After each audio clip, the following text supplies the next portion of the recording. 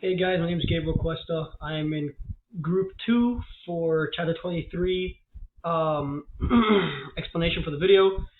Number 2, it says if the electrical potential in a region is constant, the electrical field must be zero everywhere in that region.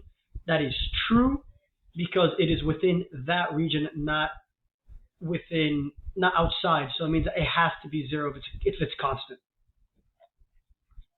And then we have number 12.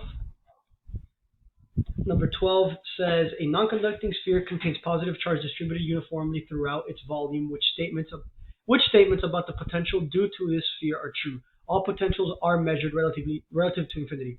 So the first thing is the potential at the surface is higher than the potential at the center. That's false. The potential at the center of the sphere is zero. False. The potential at the center of the sphere is the same as the potential at the surface. False. And the potential at the center is the same as the potential at infinity. False, leaving only the last one, which is the potential is highest at the center of the sphere, which is true. Thank you very much for listening to my two-problem explanation. Have a nice day.